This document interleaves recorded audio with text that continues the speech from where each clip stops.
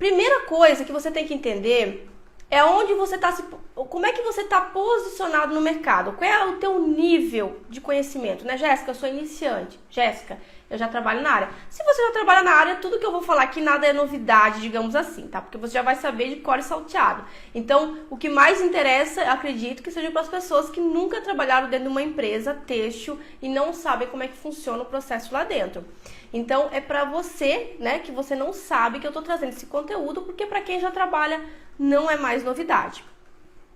Então, partindo do pressuposto que você não sabe nada sobre como funciona, você é um iniciante. Logo, quando você entra no mercado de trabalho, como eu comentei na live anterior, você começa como ajudando alguém, né? Ajudando um estilista, ajudando uma modelista, porque você vai pegar experiência, certo? Faz sentido para você? Então, quando você entra para ajudar alguém, você não vai fazer o trabalho da pessoa, você vai fazer um trabalho para ajudar a pessoa, que logo é a parte mais, digamos assim, burocrática, né? A parte técnica, a parte muitas vezes operacional, e é super normal isso, por quê? Porque você está aprendendo. Quem já está lá na frente, quem já é estilista, quem é modelista, já passou por tudo isso. Aí já está posicionado num cargo de, digamos, de líder, né? Num cargo onde tem mais autoridade, onde ela sabe, inclusive, ela vai saber te orientar para fazer todas as funções que ela precisa.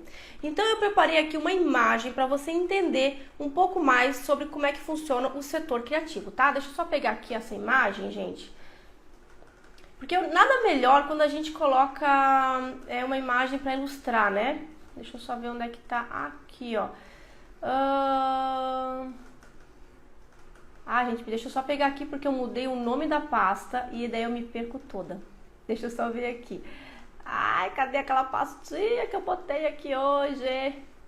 Só um pouquinho, tá, gente? Aguenta aí, não sai daí que eu quero mostrar pra vocês onde é que tá aquela pasta que eu coloquei. Gente, peraí. Meu Deus, eu não estou encontrando aqui.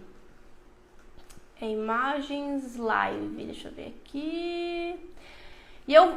E é legal esse slide que eu vou passar para vocês, justamente para vocês entenderem como é que funciona. Gente do céu, quando a gente quer achar alguma coisa aqui, não acha. Então eu vou procurar manualmente mesmo, tá? Eu acho que eu vou achar mais rápido do que se eu ficar olhando em pasta aqui e procurando. Porque basicamente o setor criativo ele se divide em duas etapas, tá, gente? A etapa de planejamento e a etapa de execução.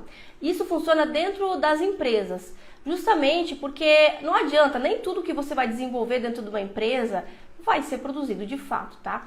Então, essa é a questão, acho que é ali que achei aqui, ó. Muita gente acha, por exemplo, que quando vai entrar numa empresa vai desenvolver as coisas e tá tudo certo. Não é bem assim. Vamos lá, gente, ó. O processo de um setor de estilo, ele se divide em duas etapas, tá? Como é que funciona? Primeiro, a estilista vai lá, pesquisa a tendência, analisa o mercado, analisa as vendas da coleção anterior, ela vai analisar os dados, os números, porque não é assim, você não vai, quem é estilista não desenvolve da cabeça dela, sabe? Tudo é em cima de dados concretos. Por quê? Porque o objetivo final de qualquer empresa, de qualquer marca é vender, tá? Então, para isso, você tem que sempre fazer uma análise de como é que foi a sua última coleção, como é que foi as vendas, né? O que o cliente mais gostou, enfim. Então, ela faz toda essa parte ali. Isso ali é função da estilista, né? Análise de vendas, atendimento ao representante, desenho da coleção, a ideia, tá? Porque nem tudo que ela vai desenvolver vai ser aprovado. Muitas vezes o comercial chega lá, ó, corta.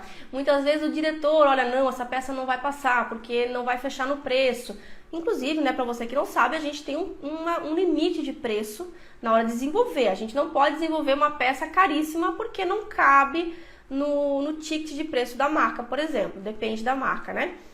Aí depois, a estilista fez a ideia dela, passa para a modelista. A modelista vai fazer a modelagem, que já é uma segunda pessoa, né? Vai fazer a pilotagem, ela vai coordenar ali a pilotagem. E daí ficou a amostra pronto, vem a peça ali para a pessoa analisar, né? Aí eles montam toda a coleção, provam a modelagem, todo esse processo eu gosto de chamar de laboratório. Por quê? Porque nada é efetivo ainda, tudo pode mudar. Aí que bate de frente com aqueles memes que eu coloco aqui, que foi o último, com a Nazaré correndo com o bebê no colo, porque querendo ou não, a gente como estilista, nós temos sim um certo ciúme, um certo, digamos assim, a gente fica triste quando eles alteram a nossa coleção e tá tudo certo, gente, é normal, tá?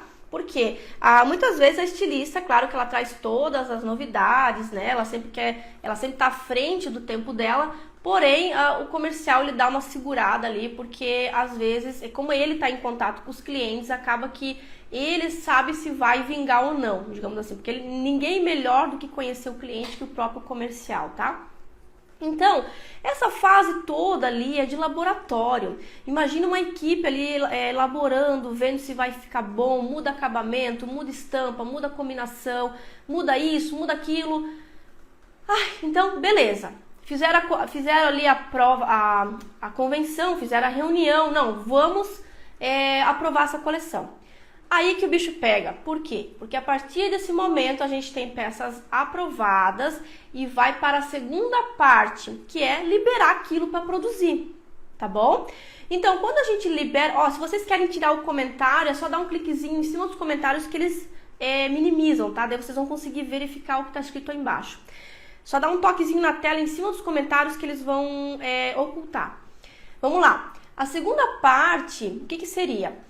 A estamparia, o bordado, né? Muitas vezes essa parte de estamparia às vezes passa para a primeira fase, digamos assim, se uma peça tem uma estampa, às vezes tem que desenvolver aquela estampa para bater a amostra, digamos assim. Mas geralmente nessa primeira fase a gente não investe muito, porque é muito caro, gente. Imagina você começar a fazer 50 modelos, sendo que nem tudo vai vingar, certo?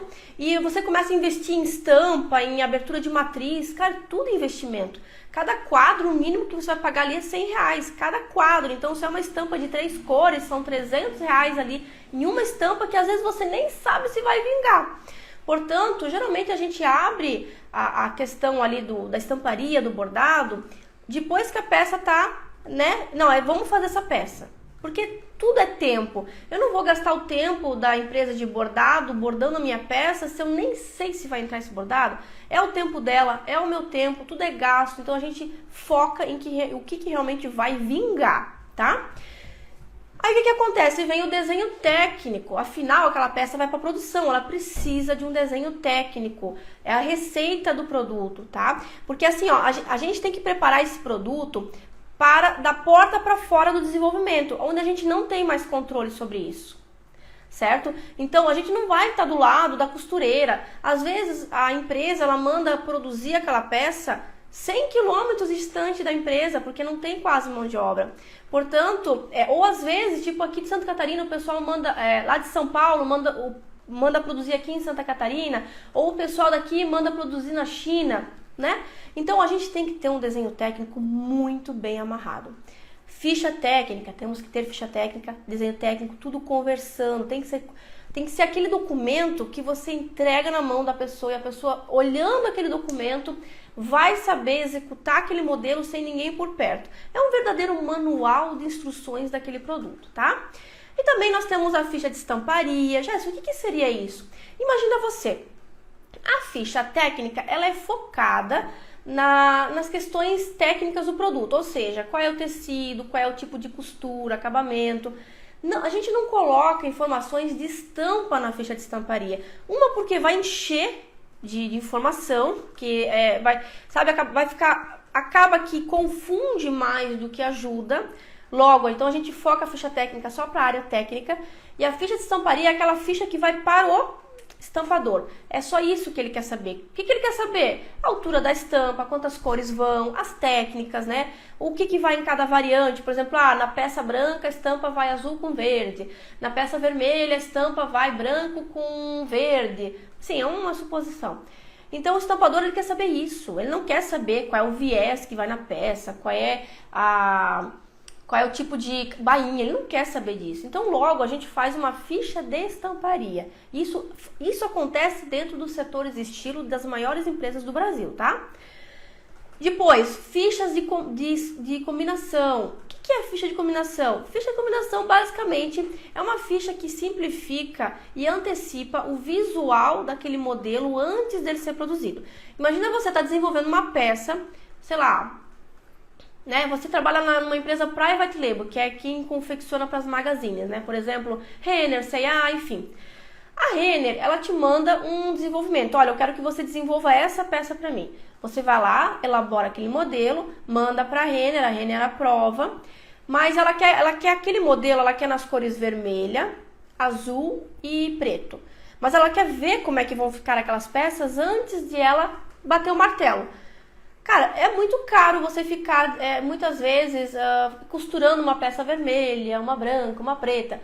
Então, você usa a ficha de combinações, que é algo visual, digamos assim, para mandar para a Renner para aprovar. Aí a compradora, a estilista lá da Renner vai olhar, tá, então o vermelho vai ficar assim, o preto vai ficar... Sabe, praticamente você antecipa visualmente como é que vai ficar aquela peça.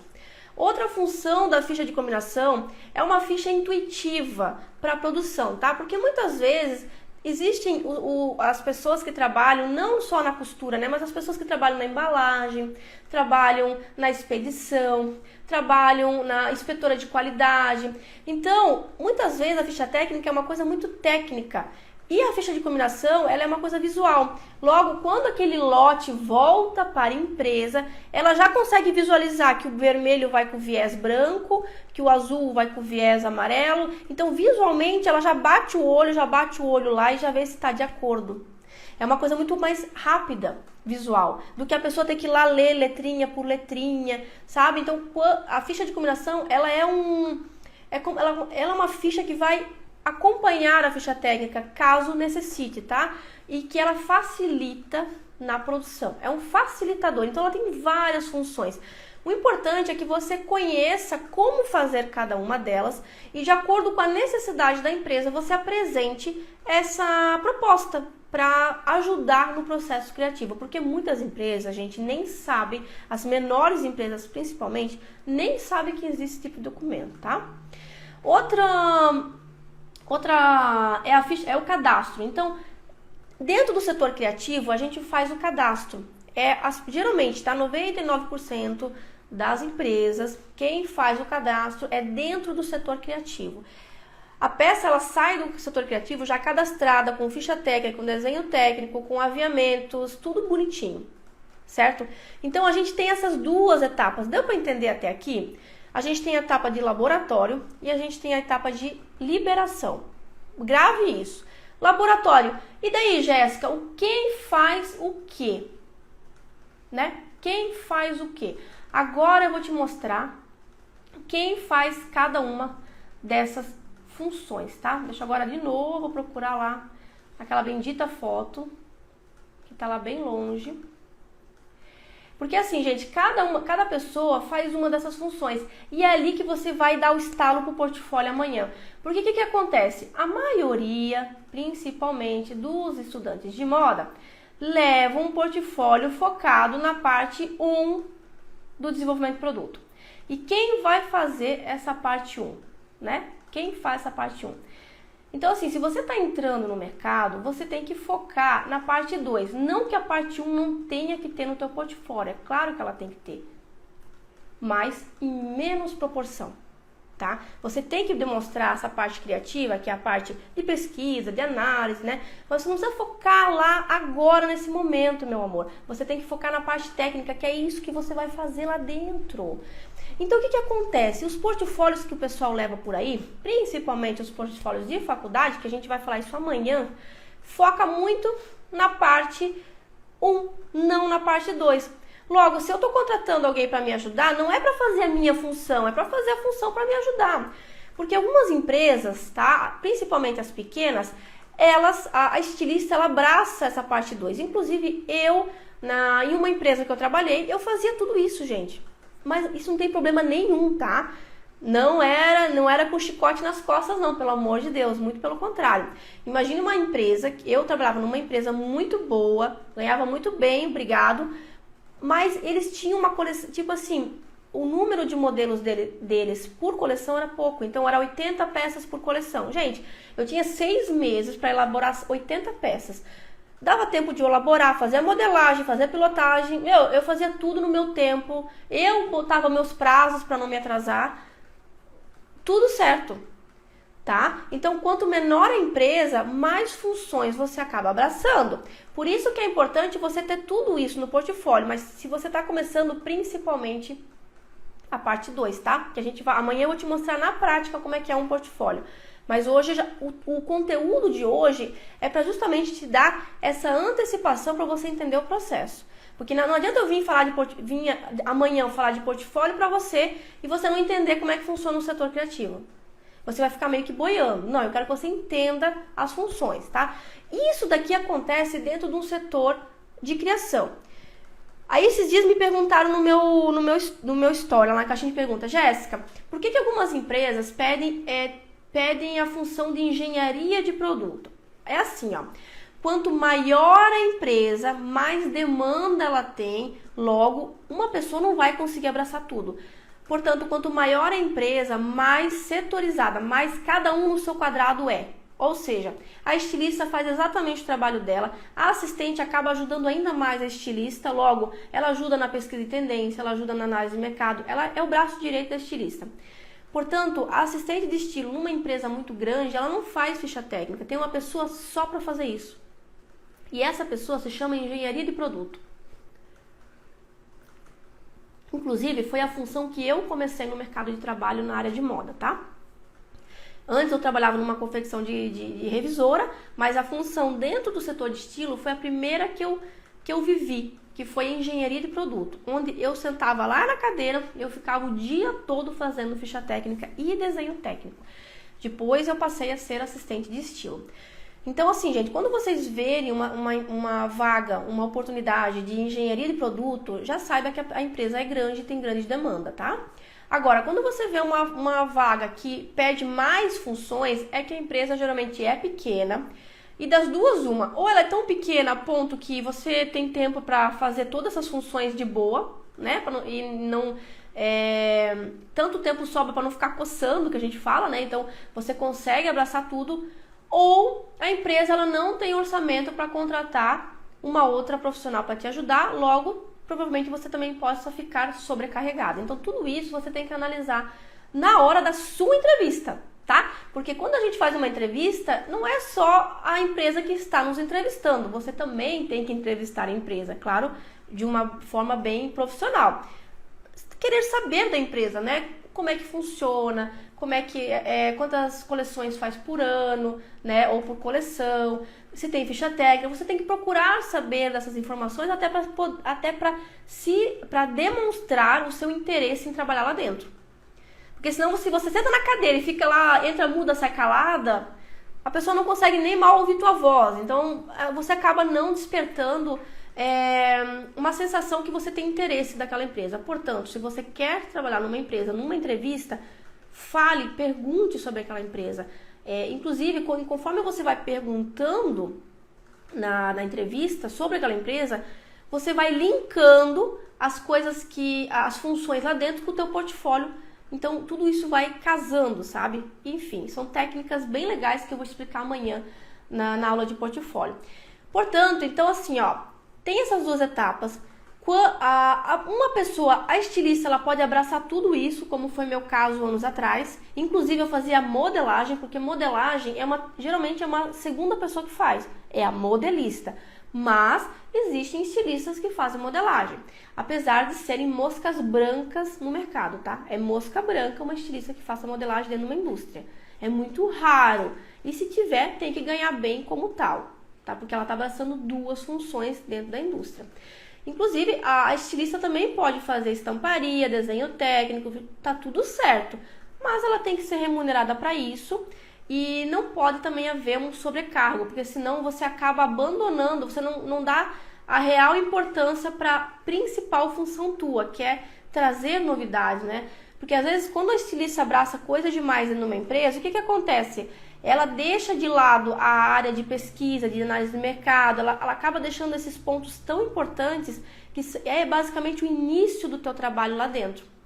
E acaba focando muito na parte técnica. Logo, ela não traz novidade, ela não traz inovação, ela não tem o cuidado de analisar um modelo. Então, tudo isso você tem que tomar uma certa cautela na hora que você tiver, por exemplo, você que quer entrar dentro do mercado, dentro de uma indústria, certo? E lembrando, assistente de estilo é a porta de entrada para quem quer trabalhar com moda. Assistente de estilo, assistente de engenharia de produto, assistente de produto e assistente de modelista. São as 4 funções que são a porta de entrada para quem quer trabalhar com moda, tá? Aí tem a questão, Jéssica, mas eu me formei em moda. Eu não posso já trabalhar como estilista? Vou repetir, eu não indico, porque essas funções, por exemplo, na faculdade, o que você aprende? Quem faz faculdade aqui, né? Eu tô falando para quem quer trabalhar no mercado, mas se você trabalhar terceirizado, você tem que saber todas essas etapas, porque basicamente você vai trabalhar como terceiro na etapa 2 para começar também. Por quê? A estilista, ela vai te mandar os modelos. Quem vai te contratar na realidade? Isso me perguntaram ontem. Jéssica, tá, eu faço ficha técnica. Quem vai me contratar para eu trabalhar terceirizado? Vamos lá. Gente, imagina que tem estilistas que estão sobrecarregadas, marcas, né? Como eu falei ontem, marcas, empresas, é elas que vão te contratar, certo? E basicamente quando você começa na área de moda, também é nessa segunda parte. Ficha técnica, desenho técnico, estamparia, ficha de combinações. E o cadastro, Jéssica? O cadastro você faz junto à ficha técnica, com as informações pertinentes a essa função. Mas tudo isso é de acordo com a necessidade do cliente, não é padrão, tá? Por isso que é importante você aprender a fazer um briefing com o cliente, para saber a real dor dele, para você poder oferecer o melhor trabalho no tamanho sob medida para ele. Muitas vezes não adianta você ter um padrão, que às vezes o teu padrão é muito para ele ou é pouco para ele. Então é legal você saber certinho e você fazer um serviço personalizado para o cliente, certo? Vamos lá. Sobre a questão do estilista, né? Se você hoje parte para o mercado, levando um portfólio, por exemplo, de faculdade, que a gente vai falar amanhã, focado na parte 1, você vai estar batendo de frente com a estilista. Por exemplo, no meu portfólio está cheio de croquis.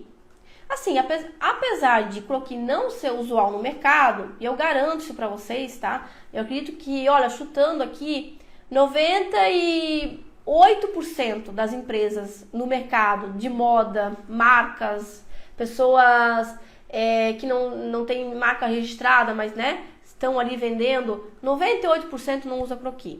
Mas não é não é, gente, é porque não é funcional mesmo. Logo, se você leva um portfólio cheio de croquis, além de bater de frente com a estilista, você vai acabar desconectado com o mercado, porque é bom você entender essas etapas para amanhã você também entender como é que monta o portfólio. Porque basicamente, tá vendo essas etapas? Claro que modelagem não vai poder ter no teu portfólio amanhã, mas a questão do desenho da coleção, pilotagem, cara, tudo isso você tem que saber para poder argumentar também, para você inteirar. Imagina você numa entrevista, você não sabe como é que funciona, né? Ou no atendimento ao cliente. Você tem que saber essas etapas, até para saber aonde você está colocado naquele momento. Para que eles estão te contratando? Qual é a etapa que você vai participar? Não é verdade? Então, tudo isso é importante e é assim que funciona dentro do setor de estilo. Não é nada assim, nossa, eu vou lá desenvolver e as pessoas vão aprovar. Não, tem todo um trâmite ali de aprovação. O trabalho ele é regradinho ali para que o ponto final é a venda, tá? Então as pessoas vão se envolver junto contigo no processo. Você não vai sair fazendo coisa sozinha e todo mundo, digamos assim, aceita, sabe? Então tem essa parte do laboratório, ela imprescindível. Porque se fosse na teoria, como acontece na faculdade, por exemplo, eu vou lá e elaboro 20 modelos, daí já vai pro aviamento, já vai para a ficha técnica, já liberou. Não é assim. Na indústria tudo isso aqui passa por um laboratório antes. Inclusive você tem que fazer a pilotagem, vai passar por uma aprovação, pessoas aprovando, né? Pessoas analisando, alterando. Inclusive porque às vezes o acabamento que você escolheu não caiu bem, às vezes aquele acabamento é muito caro para costura, então você tem que reduzir para um outro acabamento que seja mais barato, que vai fechar no preço da peça. Tudo isso envolve ali o processo, tá, gente? Deram um print aqui já? Dão um print bem legal para vocês entenderem e gravarem isso para terem guardados no celular. Lembrando que dá um clique em cima dos comentários que vai desaparecer os comentários para você printar. Deixa eu pegar aqui. Vamos lá, vamos ver o que o pessoal tá comentando aqui. Manda aqui as perguntas que eu já vou respondendo, tá, gente? Para não ficar muito extensa a live. Porque ontem ficou 1h30. Jesus amado. E se alguém quiser participar de um vídeo comigo, eu posso chamar alguém para conversar. Vamos lá. Boa noite, ansiosa para aula. Gente, isso é muito importante vocês saberem disso, tá? Boa noite. Essa live vai ficar salva? Vamos ver. Porque ultimamente... Boa noite, prof. Ó, aluna aqui presente na aula. Primeira live que eu vejo sua. Seja bem-vinda, Isabela. Tem uma live de ontem. Não perde aquela de ontem, tá? Vai lá assistir. O que é modelista? Legal essa pergunta. Gente, eu adoro quando vocês interagem aqui. Porque às vezes eu acabo falando coisas que pra mim tá no meu piloto automático. Modelista é aquela que vai fazer um molde da peça. Ou seja, para você fazer, por exemplo, essa blusinha, tem que ter um molde de papel, tá? Porque esse molde de papel a pessoa vai colocar em cima do tecido e vai cortar. Então, a modelista é a profissional que faz o molde, certo? A estilista ou a designer de moda... ela vai desenhar a coleção, ela vai elaborar a coleção e a modelista vai fazer o molde da peça. A pilotista ou a costureira de amostra, ela vai costurar a peça. São 3 funções, porém, em algumas empresas, a estilista pode fazer as 3 funções, como a modelista pode fazer a parte da pilotagem. Isso depende de empresa para empresa, tá, gente? Inclusive, daqui por diante, quando vocês forem ver oportunidades no mercado, você já vai ficar ligado ali nas funções lá descritas nos pré-requisitos. Você vai ler lá, a Jéssica falou isso na live ontem. Agora entendi o que vai fazer, tá? Basicamente é isso. Deixa eu ver aqui. Vamos lá, boa noite. Acabei de terminar o curso de Design Moda e sinto perdida. É normal, tá, Aline? É normal, porque na realidade a moda ela é muito ampla, gente. Nossa senhora, é tão ampla, tem tantos braços que parece um povo de tanto caminho que tem para seguir. Mas eu ensino aqui, justamente eu peguei esse nicho de mercado. O que é esse nicho que eu ensino? É você trabalhar para indústrias, a área de fazer acontecer aquela peça, entendeu? Porque a moda não é só aqui em cima na nuvem. Tem todo um processo para você fazer aquilo acontecer. E as pessoas esquecem disso. Elas ficam lá em cima na parte criativa, né? Naquela parte da nuvem, na parte assim, nossa... tô elaborando. Cara, tá, mas como é que você vai fazer isso acontecer? E aí que o pessoal, trava. Porque ninguém sabe. As pessoas esquecem dessa parte, né? É por isso que eu falo, o pessoal gosta da linha de chegada, mas não sabe correr os primeiros 100 metros. Então, você precisa entender toda essa parte para fazer aquilo acontecer, né? Vamos lá. Então, e participa da Semana Viver de Moda, que lá eu vou explicar bem mais detalhado o que eu tô falando aqui pra vocês. Criei um perfil só para postar os meus desenhos de moda. Parabéns, Isabela, é assim que começa. Passei na Universidade da UFSC para Libras, só que meu sonho era ter conseguido entrar para o curso de design de moda. Olha, Jéssica, eu também, quando eu comecei, eu também queria a faculdade de moda. Claro, eu optei por tecnólogo em produção do vestuário. Mas o Libras é bem diferente do que moda, né? É outra área praticamente. Tira os comentários pra gente ler. Olha, é que eu agora tô lendo, mas eu vou... É só clicar em cima, gente, dá um toquezinho em cima dos comentários que ele vai minimizar, tá? Mas depois eu desativo aqui os comentários para você printar. Faz um mapa de vendas antes de começar outra coleção, né? Isso! Quando você vai começar uma outra coleção, você sempre tem que fazer um mapa de vendas. O que seria isso? Cara, se uma marca faz uma coleção de 20 peças, cara... tem lá a pirâmide, né? A pirâmide das peças básicas, né? As peças vanguarda, as peças de moda. Então, assim, ó, é analisado o que mais vendeu, o que não vendeu, o porquê que não vendeu, né? Quantas sobraram. Aí vai ser feita uma análise do que vai ficar na coleção, porque sim, as marcas repetem, tá? Se um vestido vendeu muito bem e ele era estampado, a marca pode trazer aquele mesmo vestido com uma outra estampa ou liso, sabe? Então tudo isso tem que ser feito uma análise, porque ninguém vai sair inventando a roda toda a coleção, porque é desgastante. Então logo, se tu tem um dado, um número ali, um norte que o teu cliente está te levando, você tem que seguir aquela bússola, tá? Porque já é tão difícil você acertar a mão de uma coleção que venda. Quando você tem números favoráveis de modelos que venderam bem, você tem que pegar aquilo e fazer releitura, fazer de liso para estampado, estampado para liso. E é ali, gente, que entra a otimização do processo e escala para você. Inclusive, para quem trabalha terceirizado, é ali que tu consegue faturar bem. Sabe por quê? Porque é justamente nessa jogada de uma coleção para outra, que do liso vai para o estampado, que de uma regata virou blusa, que de uma blusa virou regata, ou a blusinha era lisa, agora vai ter um recorte, que você ganha tempo no digital. Sabia disso? Foi por causa disso, né, que eu conseguia, agora eu parei de trabalhar como estilista, né, mas até 6 meses atrás, teve no meu destaque aqui, você vai ver na aba trabalhos, teve um dia que eu fiz 17 fichas técnicas, gente. 17, de casa aqui. Por quê? Porque eu tenho um histórico da empresa. Então, a empresa, a gente trabalha, toda empresa trabalha dessa forma. Ela tem a coleção dela, na coleção seguinte, alguma coisa vem repetida, mas as fichas técnicas vêm com referência nova. Gente, tu tem lá a base pronta, tem que só botar um recorte, você não vai precisar desenhar nada, só inserir o recorte, a descrição do recorte, a ficha tá pronta. 10 minutos no máximo, uma ficha nova tá pronta, tá? Então é ali que você escala no digital, é ali que faz a diferença para você faturar, é ali o segredo para você faturar, tá? Porque já pensou, cada vez você fazer manual, indiferente, você pode ter as suas basezinhas ali e desenhar, você pode, mas mesmo assim, você tem que ir lá desenhar, se é uma peça básica que tem um recorte, você vai ter que desenhá-la toda de novo, fazer o recorte, escrever tudo manualmente de novo. No digital não, você abre o arquivo, insere o recorte, faz uma descrição de um parágrafo, salva com outra referência, é um desenho técnico novo.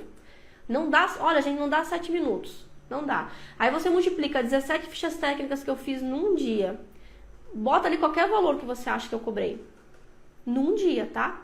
Num dia. Então é esse o segredo. É esse o segredo para você. E por isso que as empresas, é por isso que as indústrias usam desenho técnico digital. Não tem como você escalar fazendo desenho manual. O desenho técnico da produção tem que ser digital. Ah, Jéssica, mas na hora de desenvolver produto, para mim é melhor manual. Pera aí. Agora, antes de... Foi bom ter tocado nesse assunto, que eu tava até quase passando a deixar batido. Gente, o desenho de coleção ali no item 5 é feito geralmente no manual, tá? Também pode ser no digital, dependendo da empresa. Exemplo, uma empresa de body de bebê, bodyzinho de bebê. Cara, tu não vai desenhar cada vez o bodyzinho. Bodyzinho é bodyzinho. Vai mudar uma estampa, vai mudar um viés, né? A tua base tá aí, beleza. Vale a pena no digital. Agora, você trabalha com moda feminina, o digital ele tem um tempo para ser feito. É claro que o manual, nesse ponto, ele ganha vantagem. Como nada é concreto, como nada digamos assim, de fato concreto, de fato aprovado, não tenho porquê. Se eu trabalho com um feminino adulto que tem um monte de shape, um monte de... certo? Eu às vezes estou fazendo no digital. Neste caso, no item 5, é feito manual, porque muitas vezes, gente, a estilista, ela faz um rabisco. Ela pega uma imagem da internet, imprime na folha de desenvolvimento, ela rabisca lá, ó, a manga dessa referência, o decote dessa referência aqui. Ela nem desenha, é muito rápido, gente. A coisa acontece assim, ó, a toque de caixa, porque tu tem prazo, tu tem data para entregar aquilo, tu não tem... Por isso que não entra croquis aqui no meio. Não tem como você ficar fazendo croquis dentro de uma marca de moda, a não ser que você trabalhe numa grande marca, que você tem esse tempo hábil para isso. Mas na grande maioria das indústrias, né? É fast fashion, ou seja, a estilista ela tem que ser rápida e ninguém tá nem aí se você sabe desenhar ou não. Você tem que só passar a tua ideia pro papel e a modelista entender. Você é modelista, tem que se entender aí. É isso aí. Porque aí quando tá aprovado, aí que entra o desenho técnico, porque daí a peça tá aprovada, não vai mudar mais nada, certo? Tá, aí beleza, agora eu vou desenhar o desenho técnico dessa peça, porque eu vou produzir 1000 peças desse modelo. Aí o negócio ficou sério. Agora, no laboratório ali, tete a tete, cara, não importa o que você vai fazer. Você pode colar, você pode imprimir um boneco em marca d'água, desenhar bem em Frankenstein, aí tá tudo certo, tá? Mas o digital, ele é importante nessa segunda fase, porque sai do teu quadrado, sai do setor de estilo, logo você não tem mais controle sobre isso. E é tua responsabilidade, né, de quem trabalha no setor de estilo, é a responsabilidade dessas pessoas elaborar um documento que não haja dúvidas. Porque da porta para fora, ninguém vai ficar ali, quando saiu da porta do setor criativo para fora, as pessoas não vão ficar toda hora ali te consultando, elas vão pegar e executar de acordo com o que elas interpretar naquele documento. Imagina, eles mandam, imagina, a maioria é terceirizada a costura, maioria. As costureiras, muitas vezes, estão assistindo a novela e estão costurando. Aí lá vai a senhorinha, 10 horas da noite, tá assistindo a novela, surgiu uma dúvida, porque não está descrito adequadamente na ficha técnica, ou pegaram uma foto ali para botar na ficha técnica, ela não está conseguindo enxergar aquele acabamento, não tem descrição nenhuma. Cara, ela não vai, ela tá com a produção ali, muitas vezes. Você acha que ela vai parar a produção porque ela não vai conseguir ligar para ninguém? Muitas vezes ela vai fazendo o achismo dela, de acordo com o que ela interpretou. Por isso que as indústrias usam desenho técnico e a ficha técnica tem que ser impecável, tá? Porque se acontecer algum problema lá na produção e foi omissão da ficha técnica, a responsabilidade cai em cima do setor criativo. Por quê? Quem elaborou aquele documento? A produção veio errada porque o documento está errado, então quem elaborou aquele documento?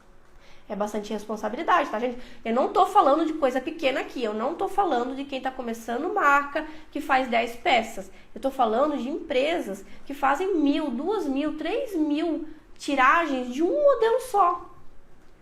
Tá bom? Então, o papel do desenho técnico digital, ele vem para isso, para amarrar as informações que não hajam dúvidas. Porque, querendo ou não, o desenho manual, né, o rabisco manual, o croquis. Como é que uma modelista vai interpretar um croquis, gente? Não tem como, é inviável, precisa ter o desenho técnico. O desenho técnico é um manual. Quando você compra um guarda-roupa, vem na tua casa, você resolve montar, não tem lá bem certinho, ó, parafuso 1, vai no buraco. O desenho técnico é essa versão do manual de instruções da peça.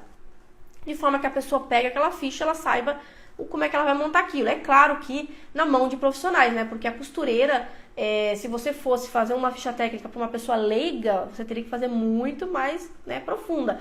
Nesse caso, não. A costureira, ela sabe o que é um aparelho 2,5, uma vira, ela sabe, mas tu tem que indicar lá no desenho técnico para ela saber, né? Inclusive, a interpretação do desenho técnico, o viés no desenho, porque no manual muitas vezes você não consegue, a ponta do lápis ela não consegue atingir uma finura tão grande. Então por isso que na parte do laboratório, no tete a tete, não importa, é você, a modelista e a assistente, vocês três ali se entendem. A modelista tem uma dúvida, ela só olha para o lado e te pergunta.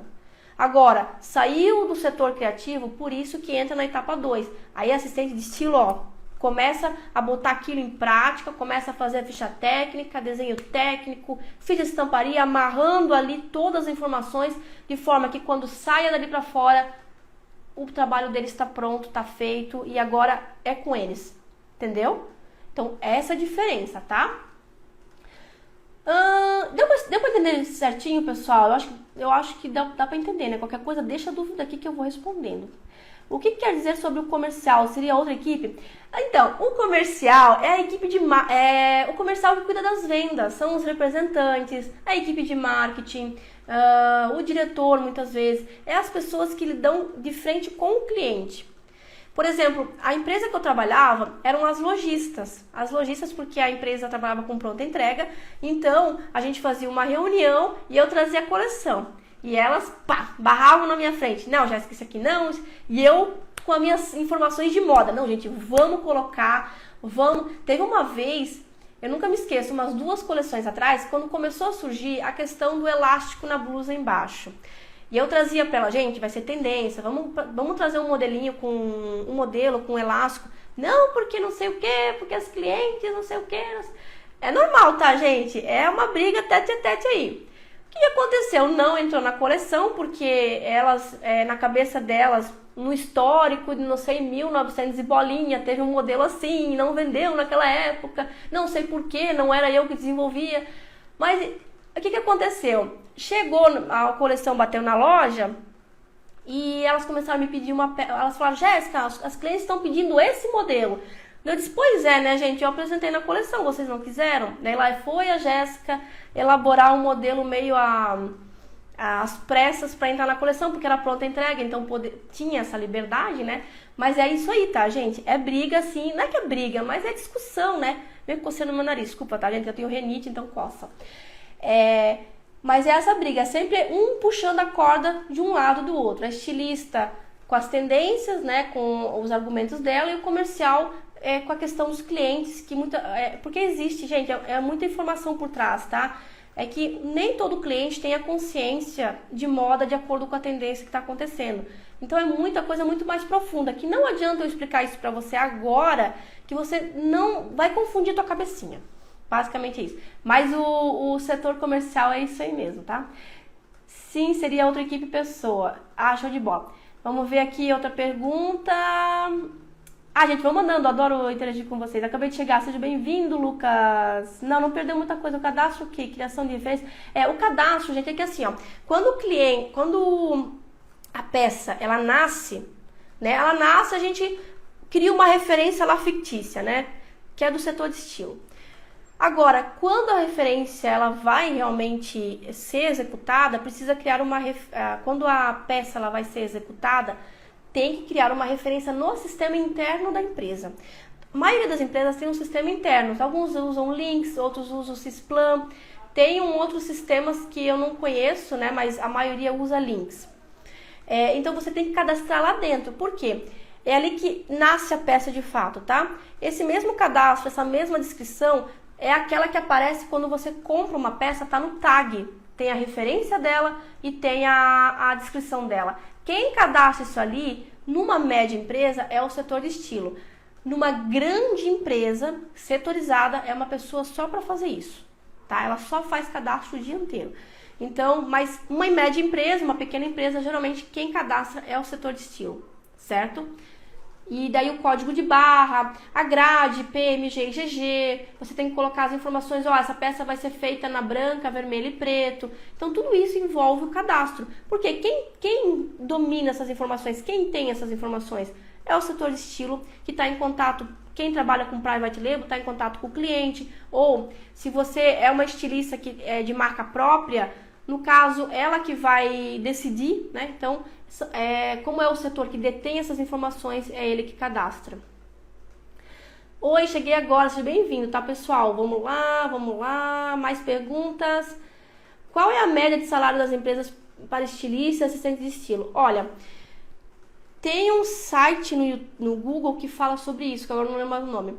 Assistente de estilo depende da região, tá? Varia partindo ali de 1,5 a 2,5 por mês no salário para quem está começando assistente de estilo. Então varia de 1,5 a 2,5. Estilista varia ali de 2.800 a 7, né? Isso varia, depende da empresa. Só que não se iludam que empresas grandes pagam bem. Pagam ou não pagam? Depende da empresa, tá? Eu já vi marca grande que paga pouco, eu já trabalhei em marca pequena e ganhava mais do que quem trabalha em marca grande, então isso varia muito, certo, gente? Varia muito, não se iludam com isso. Mas eu sei de empresas que pagam, às vezes, eu, pelo menos, né, quando eu fui voltar para o mercado em 2015, eles queriam me pagar na média o quê? 3 mil reais, eu era experiente já, olha quantos anos, 3 mil reais, por isso que eu não quis mais voltar para o mercado. Eu achei isso injusto, dos anos que eu tinha toda a experiência, ganhar o salário de alguém que está começando agora, que eu acho justo para quem está se tornando estilista agora, mas não uma pessoa que tem anos de bagagem. Então, nesse caso, você tem que procurar outras formas para ser valorizado, digamos assim, né? Queria ver o vídeo sem ver os comentários, como eu consigo? Já vou desabilitar para você... Não, os comentários, gente, dá um toque em cima da tela que vai minimizar os comentários, tá? Mas eu vou tirar a tela aqui, eu vou desativar a tela para vocês, e daí eu vou desativar os comentários para vocês printar, certo? Vamos lá, então, deixa eu pegar aqui, deixa eu só ver como é que... Ó, eu vou desativar, vocês printam, ó, printem a tela... Printando, printando, printando. 3, 2, 1. Vou voltar. Vamos lá. Ativar comentários. E eu vou aqui também fechar a imagem pra gente voltar aqui, tá? Vamos lá. Resumo laboratório.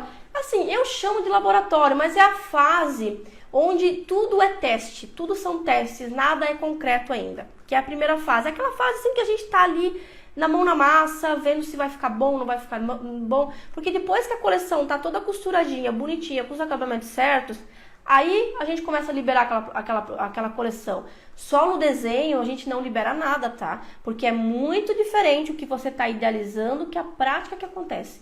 Às vezes o tecido não caiu bem na peça como você imaginou. Às vezes aquele acabamento não ficou bom, o tecido não se comportou bom no acabamento que você escolheu. Às vezes a estampa ficou grossa, a estampa não caiu bem. Então assim, tem muitas variáveis, por isso que é difícil, gente. A moda ela é muito ampla e cada vez surgem coisas novas e você vai testando. Em função disso, nada que você desenvolver vai ficar, às vezes, como você imaginou. Por isso que eu chamo de laboratório, que é a fase que a gente testa mesmo até ficar bom, bonitinho, aprovado, para daí começar a fase 2. Resume liberação. Liberação, gente, é quando a estilista ela diz, não, esse modelo aqui está aprovado, agora ele pode ser produzido em escala industrial. Antes disso, não é liberado. Imagina, se você não liberar, isso acontece muito, tá? Das pessoas não se conversarem dentro das empresas e às vezes a estilista não falou que aquele modelo não está liberado e às vezes precisa de um ajuste de modelagem, às vezes precisa de um ajuste na estampa ou o cliente pediu alteração naquele modelo para estilistas que desenvolvem para outras marcas, né? O cliente pediu alteração e a estilista não fez e aquela amostra que está feita, ela não está certa e vai para a produção. O que acontece? A modelagem está errada, vai sair tudo com a modelagem errada. Se a estampa estiver errada, vai sair tudo com a estampa errada. Se o cliente pediu alteração e não foi feito uma piloto certa, uma amostra certa, conforme o cliente pediu, vai sair tudo daquele jeito, porque a pessoa que está pegando, ela não sabe o que você conversou com o cliente, ela não sabe o que passou na tua cabeça, o que você conversou com a modelista, ninguém sabe. Por isso, a estilista, ela é responsável por liberar. A modelagem quem libera é a modelista, mas se a estilista faz a modelagem, logo ela libera também a modelagem. Então, é feita uma peça, a peça tem que estar nos trinques, ela tem que estar perfeita. Se ela tiver um pouquinho larga e precisar fazer um ajuste, vamos fazer esse ajuste, vamos fazer uma peça novamente, provar, ela tem que estar perfeita, a amostra tem que estar perfeita. Se a amostra não tiver certo e for liberado, tá? Corre o risco da produção sair toda ali. Eu tô falando, gente, em escala. Não é que nem você fazer artesanalmente em casa uma peça, gente. Não funciona assim na indústria, não tem como fazer. Você não tem nem tempo para... Então, assim, ó, o momento de errar é no momento do laboratório. É ali que é o momento de você errar. Você vai fazer a peça até você acertar ela. Ela tem que ficar perfeita. A partir do momento que ela está perfeita, você libera. O que seria liberar? A modelagem, a modelista vai lá, vai graduar o molde, porque ela não vai ficar fazendo gradação de molde que não está aprovado ainda. Primeiro ela quer a base, né? Ela faz lá o tamanho M do molde. O molde ficou bom, agora ela vai fazer a gradação. A estilista ela não vai passar para assistente de estilo fazer a ficha técnica se aquela peça nem está certa. Ela nem sabe se aquilo lá vai manga. Ela não sabe se a manga vai ser assim. Então, para que a assistente vai perder o tempo fazendo uma ficha técnica de que não tá nem decidido. Pô, tu nem decidiu se vai manga ou não, eu não vou perder tempo de fazer esse desenho técnico ali, eu vou só perder tempo. E a gente não pode perder tempo. Então, a gente só faz, de fato, um desenho técnico, uma ficha técnica para a produção, ou faz a gradação da modelagem quando a peça está tinindo ali, porque aquilo não vai mudar mais. Inclusive, algumas empresas, elas lacram a peça, elas põem um lacre na peça para mostrar que aquela peça foi aprovada e também tem um código. A partir do momento que a peça é lacrada, ela não pode mais ser alterada. Tem data, sabe? Então, tem empresas que fazem isso, inclusive, porque imagina, às vezes, gente, a gente faz 10 versões daquela peça até acertar. Quer ver na modelagem? Às vezes, por exemplo, imagina essa peça, eu elaborei. Uma hora a cava ficou assim, uma hora o decote ficou assim. E a gente vai alterando a modelagem, tira o molde, corta de novo, costura de novo, vamos provar. Não, ficou melhor, tá? Mas aqui eu não gostei, essa alça tá muito estreita. Vamos ajustar? Lá vai de novo a modelista, ajusta o molde, tira o molde, corta o molde, corta a peça, costura a peça, vamos provar. Agora ficou boa, tá? Agora, assistente, você vai fazer a ficha técnica, eu vou lacrar essa peça, ela tá aprovada. Eles lacram, porque antes dessa peça ser aprovada, já tem 10 lá feitas. Imagina 10 peças igual como essa. Como é que você vai saber qual é a certa? Ou você elimina aquelas peças, joga numa caixa, deixa lá para ninguém ver, ou você lacra a amostra correta. Então, no lacre, a pessoa, não, essa aqui é a amostra certa. Então, a modelista vai liberar a modelagem de acordo com a última alteração que ela fez. A assistente vai pegar aquela peça, ela vai fazer a ficha técnica de acordo com como está a peça do lacre, certo? Então, isso é liberação, é responsabilidade, porque a gente está tratando de... gente, é uma loucura. Eu trabalhei numa empresa que eu fazia em torno de 800 modelos por ano. Aí tu imagina, 800 modelos por ano com modelagem. Gente, tem que ter um controle muito rígido em relação a isso. Porque senão, para dar caca... Imagina, você produziu 1000 peças com a modelagem errada. É muito comum acontecer, por exemplo, no mercado, as pessoas fazer peça infantil com decote tão pequeno que não passa na cabeça da criança. Gente, é normal isso acontecer, tá? É normal. Por quê? Porque a estilista, a modelista, ela não foi provar a peça na criança. Aí como é que tu vai vender uma peça que não passa o decote na cabeça? Meu Deus, ninguém vai comprar. Aí lá volta o lote todo, tem que ter alguém só para abrir o decote. Imagina abrir o decote de 1000 peças, certo? Cara, é um prejuízo para a empresa, tá? Então você tem que provar, você tem que liberar, até para se garantir. Porque outra coisa comum de acontecer é você ter um tecido X para pilotagem, tá? Olha, eu peguei um tecido de um representante, de um fornecedor, eu vou fazer a pilotagem. Nossa, ficou muito legal. A peça assim, ó, só que o decote ele é bem justinho, então ele passou na cabeça bonitinho, mas não pode mudar. Aí tá, você vai lá comprar o tecido, porque você só tinha um corte para fazer a amostra. Você vai comprar esse tecido para fazer a tua produção. Chega na produção, o tecido tá com variação, ele não tá esticando. Faz a peça não estica para passar na cabeça, gente. Vocês já pensaram nisso? E acontece. Aí, se tu não tem a amostra certa, com o tecido certo, bonitinho, que tem gente que às vezes não tem o tecido certo, faz com um semelhante. Chega na produção, acontece isso, não passa o braço fica justo. É prejuízo, gente, é prejuízo, não é prejuízo pouco não.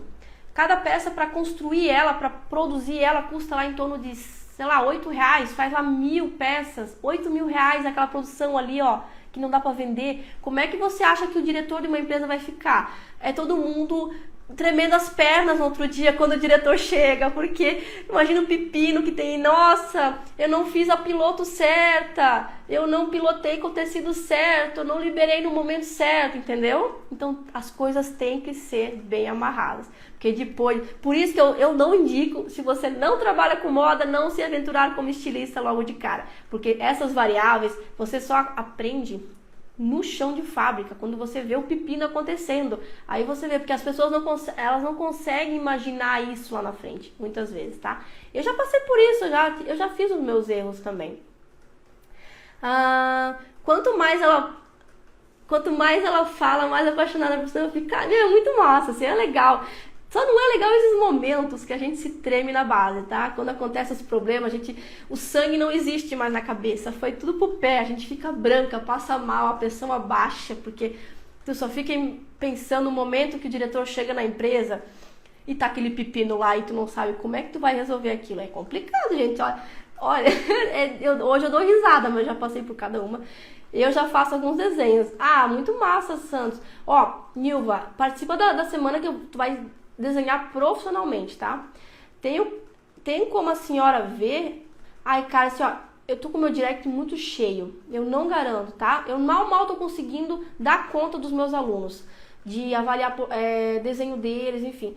Quais suas dicas para alguém novo que está começando agora? Participar da Semana Verde Moda. É o primeiro passo, que daí você vai entender certinho o caminho que você tem que seguir. No Carreira Fashion tem as vagas, as inscrições das funções bem desse jeito que a Jéssica está falando. Vai de empresa para empresa. Exatamente. Depende quanto a empresa tem de orçamento para contratar o profissional, depende quanto ela está produzindo. Tudo depende, gente. Cada um de acordo com a sua necessidade. Não tem padrão, tá? Mas as funções são essas. Se você for uma pessoa só e vai começar numa empresa pequena, são essas funções que você vai ter que fazer. Exceto se tiver modelista, né? Agora, se você vai trabalhar numa empresa muito grande, já saiba que você vai fazer uma das funções da etapa 2. Costureira pilotista só faz a primeira peça, já vi essa vaga no mercado e fiquei em dúvida. Pilotista, o pré-requisito dela é trabalhar no mínimo em 3 maquinários: reta, galoneira e overlock, tá? Ou interlock, enfim, que é a mesma coisa. Por quê? Mas você tem que dominar as máquinas e também saber fazer os acabamentos. Peraí. O pilotista está em falta no mercado. Muito em falta. E ganha melhor do que uma costureira de produção, tá? Peraí. Ela faz só a peça piloto. Volta e meia, porventura, se acontecer dela estar, por exemplo, com pouco serviço e tem um fuxes, né? O que são fuxes? Ai, quem sabe o que é fuxe? Alguém sabe o que é fuxe? Você vai ouvir muito falar isso na área de moda. Fuxe. Fuxes são os problemas de costura que aparecem nas peças. Quando a gente revisa uma peça, às vezes tem uma costura escapada, às vezes tem um viés escapado, um pontinho falhado, isso a gente chama de fuxe. Fuxe são consertos que a gente tem que fazer na peça. Portanto, se a costureira, se a pilotista, ela tá com tempo para fazer isso, ela acaba fazendo fuxe, ela acaba às vezes até ajudando na produção. Só que a função principal dela é fazer a pilotagem. Não é a primeira peça, tá? Ela trabalha para o desenvolvimento de produto. Ela trabalha para a estilista. A pilotista vai costurar para a estilista, tá? Ela vai ficar concentrada nisso. Quero trabalhar com moda. Por onde começo? Pela faculdade? Eu não sei qual é o teu ponto, eu não sei como é que é a tua realidade, Maico. Mas assim, se você tem a oportunidade de fazer uma faculdade, faça. Porém, eu já te indico que você consegue e deve, principalmente, começar a trabalhar com moda logo no primeiro semestre ou antes. Porque muita gente, o maior erro das pessoas é pensar, poxa, eu vou acabar a faculdade para começar no mercado. Não faça isso, tá? Porque você vai sair atrasado, tá? Você vai começar, no caso, atrasado no mercado. A faculdade, ela não vai te preparar para o mercado de trabalho. Portanto, procure cursos ou conhecimentos que vão te ajudar a começar pelo assistente de produto. Você já consegue inserir. Para ser assistente de produto, você não precisa ser formado numa faculdade. Ou, se você não tem oportunidade, ou, enfim, eu não sei como é a tua realidade, comece no setor de pilotagem, né? Ou esteja inserido ali na modelagem, em alguma área ali dentro do setor de estilo, de assistência principalmente, para você começar. Para quando você acabar a faculdade, você já está, muito tempo ali na indústria, e daí você já pode, inclusive, quando você acabar a faculdade, pensar num upgrade, ou seja, passar a ser estilista numa outra fábrica ou, né, procurar oportunidades, porque daí você já conhece toda essa rotina ali. Tu imagina, acabar a faculdade, daí esperar oportunidades, isso porque se você não leva um portfólio adequado, você não consegue oportunidade sem experiência. E aí tá um erro que amanhã eu vou comentar com você, tá? Criar um perfil para postar só os desenhos é um bom começo? É um ótimo começo, Faça isso. Vamos lá, boa noite. É a primeira vez que eu vejo sua live. Eu moro em São Paulo e estou completando o curso de modelagem e vestuário. Para me tornar uma assistente de estilo, eu pego um portfólio exatamente, mas... não entendi o resto aqui. Olha, você pode ser assistente de estilo com um curso de modelagem do vestuário, com certeza. Amanhã vai ter aula de portfólio, então esteja aqui que hoje foi a introdução sobre isso, mas amanhã eu vou te mostrar o que você precisa ter no portfólio para você começar como assistente de estilo, indiferente numa indústria ou terceirizado, tá? Vamos lá, parte técnica, entregar o currículo e mostrar o portfólio no Brás, né? Sim, no caso é a continuação da tua pergunta. No caso, o currículo, ele te dá ali a parte aqui dos teus cursos, mas o que vai mostrar a tua capacidade real, se você está preparada para assumir a função naquela equipe, é o teu portfólio. Eu não faço ideia de como ingressar na área, de como funcionam as entrevistas de emprego na área. Então, eu tenho inclusive um curso chamado Portfólio Estratégico, onde ensina exatamente isso, desde entrevista, portfólio, enfim. Mas quem entra na Digital Moda Pro ganha ele justamente para ajudar. Porque, gente, é muita coisa, gente. Ninguém prepara vocês para o mercado, ninguém prepara. E isso é complicado, tá? É complicado. Quem está fazendo o primeiro trabalho em uma marca, como solicitar essa análise dos modelos? Você faz ou a empresa faz? Olha, Vitória, tem empresa que ela cede esses dados, tá? Se a empresa já é uma empresa que já vendeu coleção em algum momento, você consegue estar aos poucos conversando. Olha, você tem gostaria de saber mais das coleções anteriores. Quais são os modelos que mais venderam da tua coleção? Até para eu ter um norte. Tudo isso vai da técnica que você está conversando, da forma que você está falando. Se a empresa é nova, se a marca é nova, você não tem esse histórico. Porém, você tem que pedir para o teu cliente algumas marcas que ele se inspira, para você ter um direcionamento, porque nada cai do céu. O cliente não pode criar uma marca, digamos, eu estou idealizando aqui uma coisa. Não, ele tem que ter um direcionamento, ele tem que ter pelo menos algumas 3, 4 marcas concorrentes com ele que vão dar o direcionamento para que linha que ele quer seguir. Porém, se a marca ela já existe, ela já tem histórico, é importante você tentar conversar com o cliente e pedir referências de que mais venderam, o que o cliente mais gosta, cores que ele não gosta. Cara, faz ali uma entrevista com a empresa sobre o cliente dele, que isso aí vai te ajudar no teu direcionamento da marca. Porque assim, se tem por exemplo, a tua linha é beachwear, né, Vitória, que você gosta mais. Se tem um biquíni que vendeu mais, numa estampa que vendeu mais, por que não fazer uma releitura dela para essa coleção que tu estás fazendo, trazendo as últimas tendências, sabe? Fazer um casamento, basicamente isso que a gente faz. O que eu tenho que estudar antes de entrar na faculdade de moda? A parte técnica da fase 2, Amanda. A parte técnica da fase 2.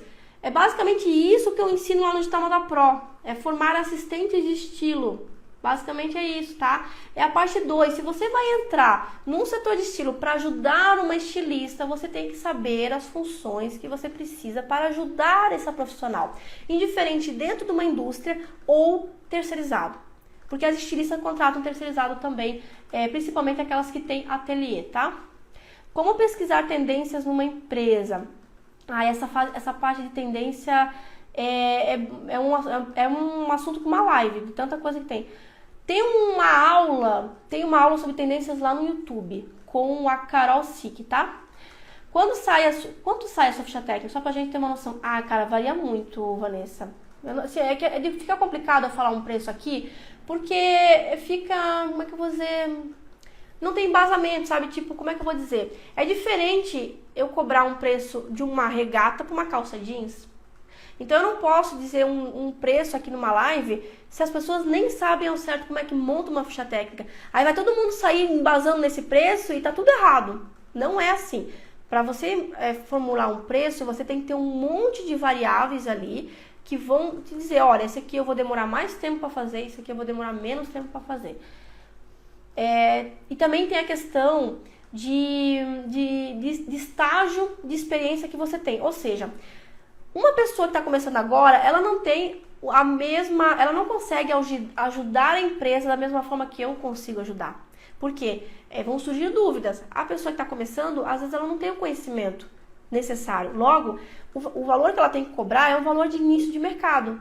Porque o cliente está pagando menos com a consciência que você não tem experiência. Agora, quando você cobra mais, o cliente ele vai cobrar mais de você. Porque ele está pagando acima do mercado. Logo, ele não quer se incomodar nada, ele quer tudo pronto, mastigado e não se incomodar. Então, tem essas variáveis que fica complicado eu passar um preço online para vocês, sabe? Onde eu trabalho, a gente vai direto para o desenho técnico, não fazemos desenho de coleção. Eu já ouvi dizer que tem várias empresas que estão fazendo isso para ter tempo. Sim, só que daí no caso tem que ver qual é o estilo que tu trabalha. Porque o que acontece? É feminino adulto? É masculino? Qual é o segmento que você trabalha? Você tem um histórico de bases? Então, tudo isso vai ser levado em conta na hora de definir. Não existe uma regra. A regra é ganhar tempo. O que eu vou ganhar tempo? No processo de desenvolvimento do produto. Porque na hora da liberação, que é na fase 2, obrigatoriamente tem que ser o desenho técnico. Tá? Ou, se você trabalha terceirizado, você já vai fazer o desenho técnico, porque a estilista vai te dar a peça pronta que ela já liberou. Então, você vai elaborar já o desenho técnico. Quem trabalha terceirizado também já entrega a coleção com o desenho colorido, bonitinho lá, desenho planificado, né? Não é só o técnico, é planificado. Por quê? Porque, tipo, você até pode fazer um rabisco, apresentar prévio para o teu cliente, mas você já vai entregar, você não vai esperar de fazer pilotagem. A parte terceirizada é um pouco diferente de estilista, tá?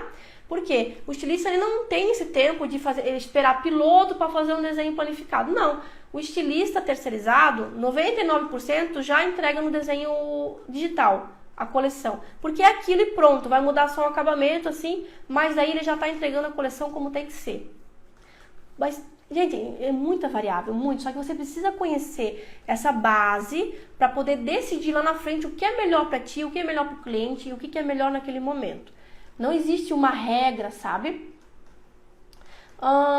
Eu não sei que ponto que você voltou, meu amor. Eu não sei o que tu perdeu também, mas qualquer coisa eu vou tentar deixar salvo. Elas não gostam de ler. As modelistas, né? É muita responsabilidade, porque sai errado o primeiro lugar que vão olhar é peça piloto e ficha técnica. Total. Nossa. Na empresa onde eu trabalho, fazemos desenho técnico e todas as observações. Nossa, é primordial essa ficha técnica do produto. Com certeza, Lúcia. Com certeza. Deixa eu ver aqui. Jéssica, deixa as lives disponíveis para assistir depois. Não consegui ver a de ontem. A de ontem tá salva. Tô amando. Tá descrevendo tudo, às vezes, da treta mesmo. Gente, da treta pesada, vocês não têm noção. Quer ver, às vezes, dentro do setor da treta por causa de pilotagem. É muito comum isso, tá? Tá mudo o vídeo. Tá mudo o vídeo, gente. Queria ver a live desde o início. Deixa gravado. Eu vou tentar. Se o Instagram me deixar, ocorreu alguma instabilidade. Tô amando. Vamos ver. E caso esteja começando, não entendi o contexto.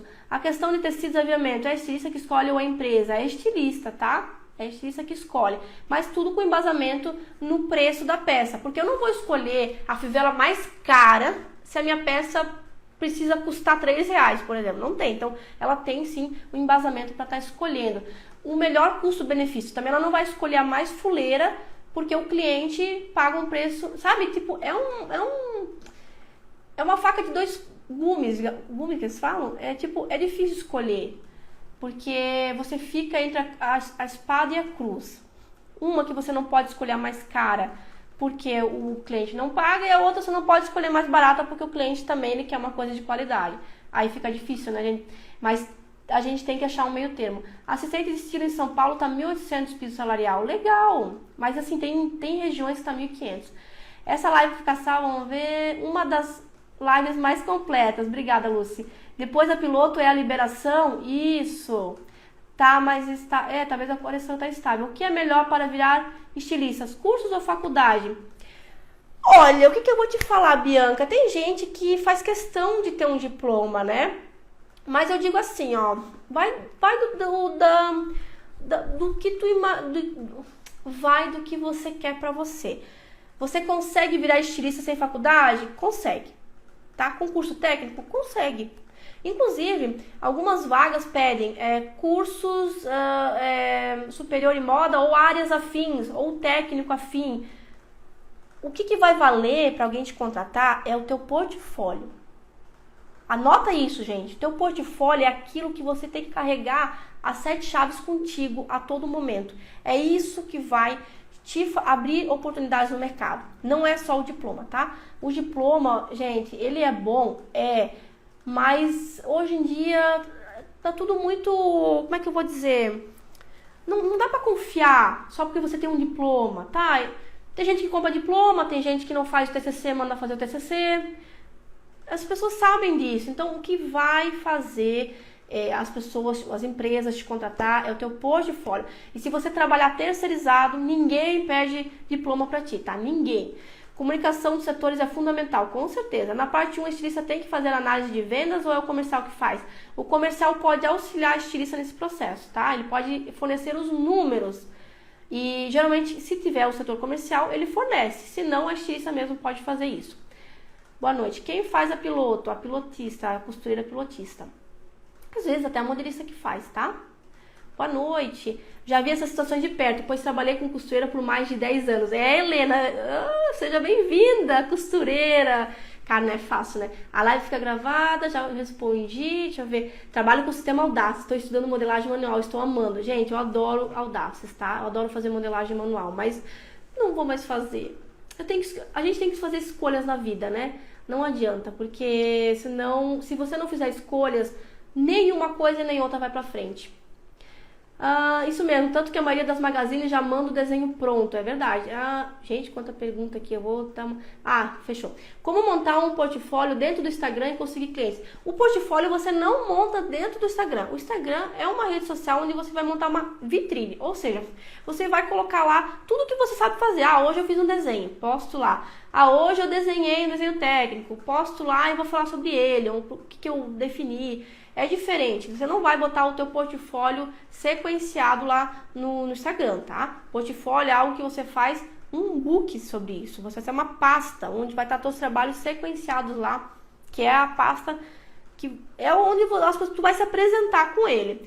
O Instagram é uma coisa assim mais para as pessoas quererem saber mais de você, basicamente é isso. Mas você não vai colocar o teu portfólio. Esses dias uma aluna fez isso, eu até falei pra ela, não, tira isso dali, porque não se põe portfólio sequenciado no Instagram. Não faça isso, certo? Faça aleatório. Essa é a dinâmica do Instagram.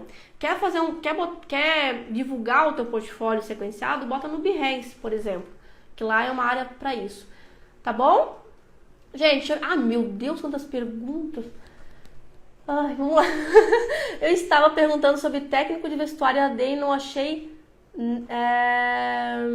Vamos lá. Eu estava procurando sobre técnico de vestuário EAD e não achei nada.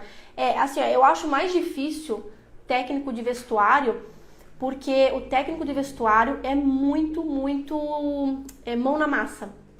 Imagina, quando eu fiz o meu tecnólogo, eu fui visitar a tecelagem, eu fui visitar empresas de tinturaria, eu fui visitar lavanderia, então eu acho um pouco mais difícil, tá? Era interessante você tentar fazer presencial. Como deve ser o portfólio de um recém-formado em moda EAD? Olha, legal essa tua pergunta. A primeira coisa que eu vou dizer pra ti, esquece o EAD, não importa se tu fez EAD ou não, tá?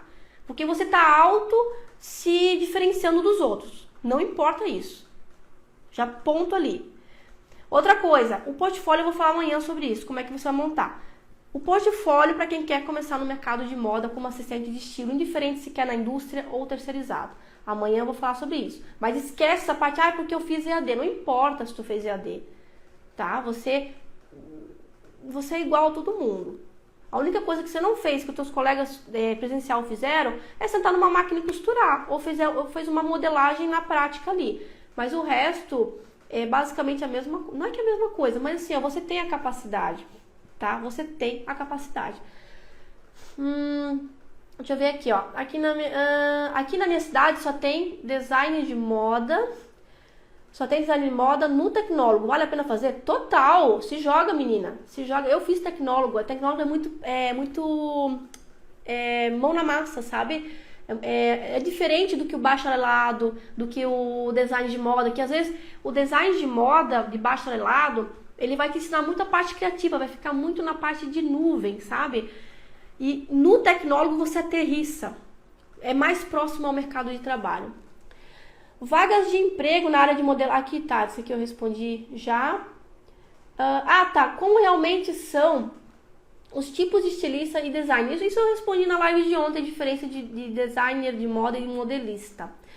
A ficha técnica é feito vendo uma peça Ou é feito vendo uma foto da peça? Sim, você pode ver uma foto da peça, mas se você faz uma ficha técnica terceirizada à distância, a pessoa que está te contratando vai te passar as informações. Se a pessoa que está te contratando não sabe as informações, você vai procurar com ela saber com outro profissional que ela vai contratar. Ela vai ter que contratar uma modelista, por exemplo. Então, você vai pedir o contato da modelista e vai trocar figurinha com a modelista, tá? Beleza? Deixa eu ver aqui o mais... Show de bola, gente. Eu não posso ver os vídeos online nessa hora. Como eu posso ver os vídeos de outra hora? Eu vou tentar deixar salva, tá, Maria? Olha, gente, muito legal essa live. Eu posso chamar alguém pra falar comigo. Se vocês querem, eu tenho 3 pessoas aqui, mas eu tô com medo de chamar porque elas já pediram faz tempo. Eu não sei, porque ontem eu chamei uma menina e ela deixou o celular ali à reveria e ela não viu. Mas eu posso aceitar aqui, ó. Vocês querem falar comigo? Eu chamo alguém pra falar. Vamos lá, deixa eu ver a Neiva. Você acha pena que valeria a pena croquis e treinar costura mesmo sem saber o que seguir? Vale, no teste vale a pena sim, não tem problema não. Você é muito querida, muito obrigada. Ah, obrigada, Aurora, muito obrigada mesmo. Será que a Marques, acho que ela me convidou agora, ela pediu agora, vamos lá. Gente, eu vou vendo aqui, ó. Opa! Deixa eu tirar aqui o microfone. Ah, entrou 2 pessoas! Vamos lá. Deixa eu ver, se apresenta. Deixa eu ver. Eu não sei o nome de vocês. Vamos uma de cada vez, porque eu chamei as 2. Vamos lá, eu vou conversar com as 2 mesmo. Vamos lá. Você primeiro, como é que é o seu nome? Oi, meu nome é Mariane. Maria? Mariane. Marirane? Mariane? Isso. Legal, Mariane. De onde você fala? Eu tô falando de São Paulo, Bahia. Atualmente eu moro em São Paulo e faço o curso técnico universitário. Eu tô vendo um monte de curso técnico lá no Senai. Show de bola. Você está fazendo curso técnico lá no Senai. Legal. E qual a sua dúvida, Mari? São várias. Elaboração técnica, porque tem que ser impecável.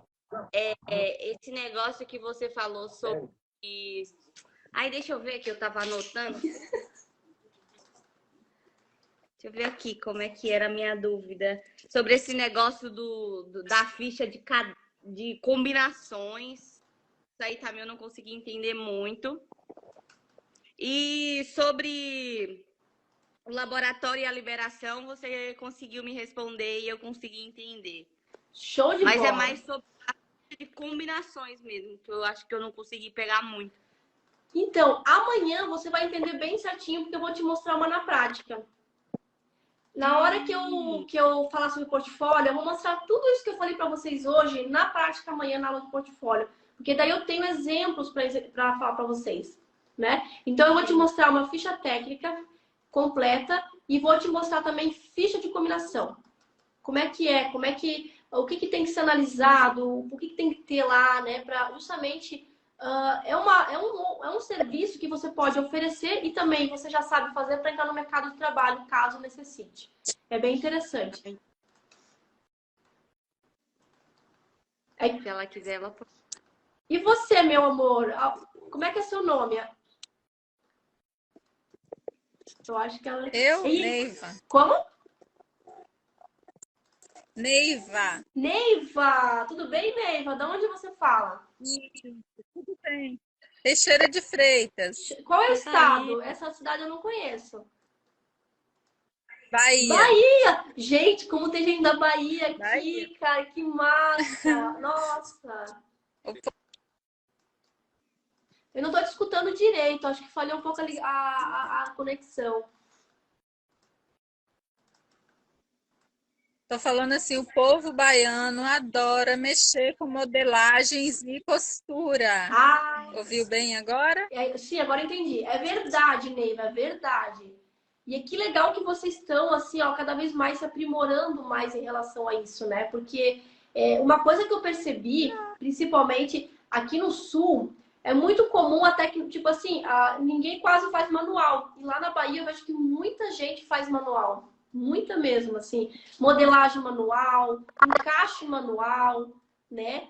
E isso para mim foi até surpresa, sabe? Porque aqui é tão comum a gente entrar numa empresa e ver um corte automático, né? Tipo, é difícil. Hoje em dia não tem mais muita gente que corta na mão, em festo. Aqui é tudo automático, Audaces, modelagem. E que legal que vocês estão cada vez mais conhecendo essas possibilidades, até para crescer ainda mais e ter uma rentabilidade maior na área, né? Ô, Pro, posso fazer uma pergunta? Mas eu tive a honra e o privilégio de trabalhar em algumas indústrias que cortam tudo automaticamente. Sério, Neiva? Todo Nossa, mundo que moderno, legal, cara. Porque eu já falei com tanta gente que não ficam chocados, assim, que nunca viram, sabe? Nossa, eu me senti assim honrada e privilegiada em participar da sua live ao vivo. Nem estava esperando. Show de bola. Eu fiquei assim até emocionada. Que legal. Ô, Neiva, deixa eu perguntar, qual é a tua dúvida? Na realidade, eu não tenho dúvidas nenhuma, porque assim, não querendo desmerecer ninguém, mas eu sou assim, expert no que faço. Já trabalhei, eu mexo com alguns tipos de bordados, tive honra e privilégio de trabalhar em uma indústria de biquínis. Eu fui uma das melhores, trabalhava só com cristais Swarovskis e pedras assim mais elegantes, entendeu? Então assim, você ser pega de surpresa em participar de uma live assim de uma pessoa assim, tão elaborada como você, é um privilégio muito grande. Não estava nem esperando. Ah, obrigada, gente. Nossa, mas eu aprendo todo dia, cara. Assim, eu não sei tudo também, sabe? A gente aprende todo dia e a gente está aqui justamente para trocar informações, trocar experiências, né? E eu acredito mesmo, assim, ó, se tu teve a oportunidade de trabalhar em grandes empresas, eu acredito muito que você tem um conhecimento muito profundo, porque são essas empresas que praticamente são uma faculdade instantânea para a vida, né? Exatamente. Porque às vezes não adianta você fazer a faculdade e não ter o conhecimento e a experiência. Exatamente. Né? Às vezes eu tenho amigas estilistas que elas falaram para mim assim, Neiva, eu aprendi na prática, na faculdade eu tive uma base, um conhecimento, mas o que eu sei hoje foi prática. Exatamente. Entendeu? Exatamente. Mari, tu queria fazer uma pergunta que você perguntou ali? Me chamou? Eu ia perguntar para você o que que você acha do Audaces, porque eu quero ficar expert no Audaces. O Audaces, assim, ó, eu sempre trabalhei com Audaces. Eu gosto. Existe o Gerber, existe o Lectra, existe o Invertrônica, eu acho que é. Eu não lembro mais, é porque tem muitos programas, né? E tem o Molde Me hoje, inclusive, que veio também para o mercado. Mas o Audaces hoje, ele é um dos programas mais utilizados hoje no Brasil. Eu sempre trabalhei, eu gosto, tá? E depois que você aprende, você monta o teu banco de bases no Audaces e você começa a praticar modelagem lá dentro, praticamente a manual você esquece. A não ser que você tenha Não é que você esquece, você não quer mais saber de molde manual. Não é que você esquece. É que você não quer mais saber de molde manual. Por quê? Porque é muito prático. Depois que você tem as suas bases, é muito prático você trabalhar um molde no sistema. A não ser que você vai ter uma modelagem muito elaborada, que daí é legal fazer na maneca, né? Porque às vezes no digital a gente tem uma certa dificuldade para fazer uma modelagem muito elaborada. Mas no modo geral, nossa, eu sou muito, digamos, fã de carteirinha do Audace, sabe? Eu gosto bastante. Você acha que tem muita diferença? Você prefere aquela digitalização ou fazer mesmo o molde? Porque no caso a digitalização, primeiro você faz no manual, depois digitaliza. Sim. E no Audace Moldes, que é onde você vai fazer a modelagem mesmo, né? Você prefere começar do zero ou digitalizada? Porque de qualquer forma tem que tratar ela depois, né?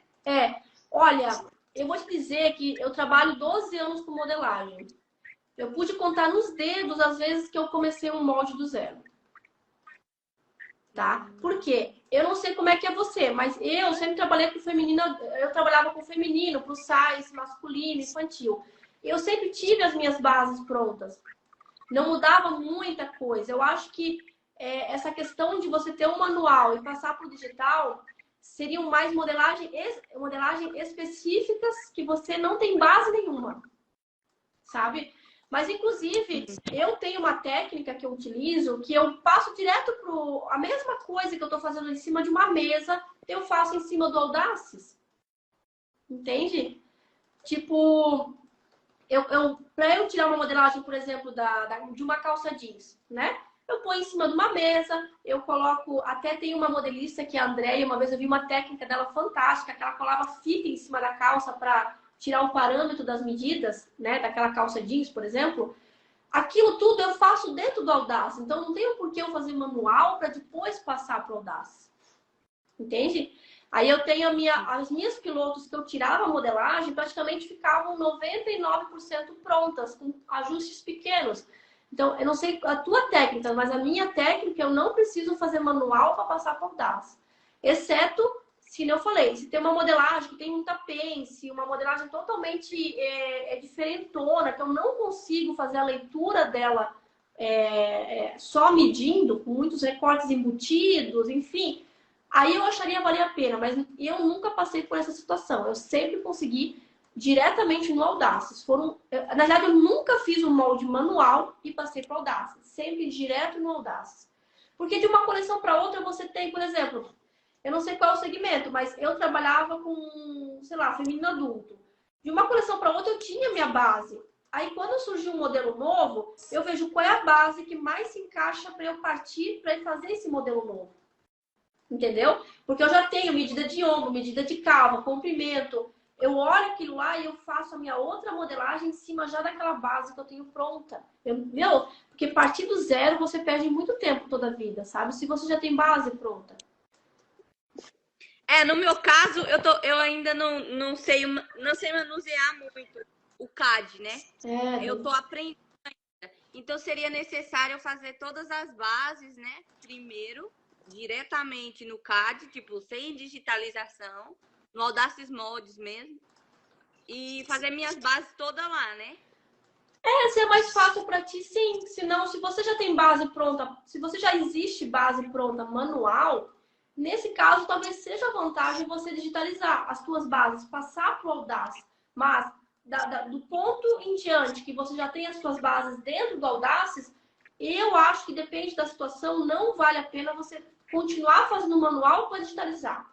Você tem que aprender a fazer a mesma coisa que você está fazendo em cima de uma mesa na tela. Entende? Mas, por exemplo, hoje eu não trabalho em empresa nenhuma, né? E, no caso, eu tô na escola. A escola, ela tem uma grade padrão de lá. Só que a empresa talvez tenha outra grade. Então, aquela base que eu tenho manual, talvez não sirva para a empresa, né? Sim. Aí, por exemplo, dependendo do modelo, um exemplo, tá? Por exemplo, uma t-shirt. Você tem uma base de t-shirt. A empresa tem as medidas dela, você pode adaptar a tua base, criando uma nova, né? Tipo, salvando com outro nome, adaptar as medidas da tua base com o que o cliente quer. Agora, se é uma... Eu sempre adaptei as medidas, na realidade, tá? Mas se você não tem a base daquele modelo que o cliente quer ou a empresa tem, você vai ter que criar uma nova. Tudo isso, depende da tua situação, você vai tomar uma decisão, o que é mais vantajoso para ti naquele momento. Entendi. Né? Porque são muitas variáveis. Não existe, eu gosto disso que não existe um padrão. Você tem que saber as técnicas, os caminhos e analisar o que é mais rápido para mim. Eu fazer nesse momento direto no computador, eu fazer no manual e digitalizar, tem que ser mais rápido para ti. Para mim, eu sempre fiz direto na tela, porque eu consigo... Porque quando você faz uma modelagem, o que você faz? Você estica uma linha e começa a fazer ali a tua modelagem. A mesma coisa eu faço no Audaces, trabalhando com nós. Então, assim, eu coloco já um nó de uma distância a outra, depois eu só vou ligando as linhas e o molde está pronto. Sabe? Eu acho que é só você dominar a ferramenta que daí você consegue fazer exatamente o que você faz aqui, fazer na tela. Você ganha tempo com isso, né? Porque digitalizar demora, tem que ir lá botar na mesa digitalizadora, alinhar os pontos. Demora pra caramba pra digitalizar. Já faz direto. E tem ferramentas lá para conferir as medidas, tudo. É só dominar. Dominar que tu ganha tempo. Bem bacana. Mais alguma dúvida? É a tela agora. Eu não tô com dúvidas nenhuma, porque assim, quanto mais você pega pessoas experientes, mais você aprende, né? E eu tô assim, tô só lendo os comentários, cada um mais maravilhoso que os outros aqui. Falo, caraca, só pessoas assim de que tem assim um altíssimo nível de conhecimento e você acaba evoluindo, né? Com cada pergunta maravilhosa, com cada ser humano incrível, né? E você só vai pegando aquelas bases e evoluindo cada vez É mais. verdade, é verdade. Ó, a Studio V Again, ela é modelista. Ó, ela falou, o molde digital é feito para agilizar. Não é viável para a empresa contratar uma modelista para fazer manual e passar para o computador. Perde muito tempo. Então, assim, Mari, você consegue, aprende certinho as ferramentas que você consegue fazer o molde direto na tela, tá? Porque senão, realmente, não é viável você cada vez fazendo manual, digitalizar. Fazer manual, aí você vai estar perdendo tempo. Não tem sentido você estar fazendo no digital. O digital vem para agilizar a tua... E você consegue, tá? É só para entender ali e ver, tá, eu preciso fazer isso. Qual ferramenta eu vou utilizar para fazer isso? Basicamente essa linha de raciocínio aí. Mas tu vai gostar, pega ali o jeito, tu vai gostar mesmo. Inclusive, você sabendo trabalhar no Audaces, você exporta o teu molde em PDF. Você consegue atender empresas do Brasil todo, trabalhando em casa. Aqui no Sul é muito comum, a Studio é uma delas, né? A Studio Live Again, ela faz modelagem e ela entrega para clientes da região toda. E ela não trabalha nas empresas, ela trabalha terceirizado. Então, o teu horizonte amplia, sabe? Uhum. Nesse caso, então, a própria pessoa tem que ter o sistema, ou a empresa forneceria para poder, nesse caso, supomos que eu vou trabalhar fazendo modelagem freelancer pelo Audacity. Não tem como, né? Eu teria que ter o programa. Tem que ter o programa. Assim, as modelistas aqui da região, elas têm. Porque é viável. Aqui, ó, as modelagens variam de 50 a uma modelagem básica, tá? Base com gradação. Varia ali de 60, 80, 100 reais a modelagem. Elas conseguem tirar 5, 6 modelagens por dia. Então, em 2 dias, tu consegue pagar a mensalidade do Audacity, que é 600 reais. Entendeu? Então, assim, ó, tem empresas que nem eu trabalhava com modelagem. Só que eu não tenho sistema. Eu usava o sistema da empresa através da conexão remota. Ou seja, eu tinha um aplicativo... Ai, meu Deus, como é que é o nome daquele aplicativo agora? Eu não sei mais. É um aplicativo, é um programa que você instala no computador e a empresa tem também no computador dela. Você pede acesso e você tem acesso à tela do computador da empresa. E eu trabalhava daqui de casa com a tela do computador da empresa. Então, você consegue também estar fazendo isso. Se a empresa tem Audacity, ela não tem profissional, você pode estar oferecendo o teu serviço, mas usando o Audacity da empresa. Sabe? Da minha casa, nesse caso. De casa. Interessante. Ai, tem tanta possibilidade, gente. Tanta... Tá aí. É só usufruir. Tem muita possibilidade. E como esses moldes digitalizados facilitam a vida da pessoa, né? Facilita bastante. Bastante. Inclusive, teve uma modelista. Eu tenho uma cliente de Fortaleza. E ela estava tendo... Sério? Ela estava tendo dificuldade em achar modelista, porque ela não estava dando certo as peças dela. Então, eu indiquei uma modelista que eu trabalhava na época. E ela fez a modelagem aqui do Sul e mandou em PDF ali para Fortaleza. Eu conheci uma dona de um ateliê muito famosa na minha cidade.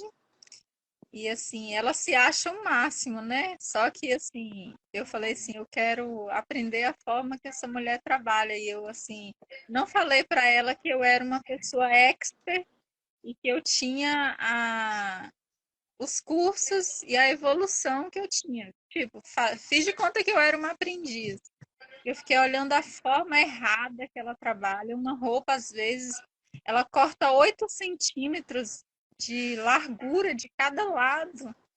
Aí eu falei assim, caramba, a pessoa para trabalhar com a mulher dessa tem que ser um aprendiz assim bem iniciante mesmo, porque é um profissional para pegar uma roupa e uma margem de 8 centímetros de cada lado maior do que o seu corpo, para você ter que procurar uma forma errada de se trabalhar ao invés de agilizar o serviço é É difícil, tá? verdade, é bem verdade.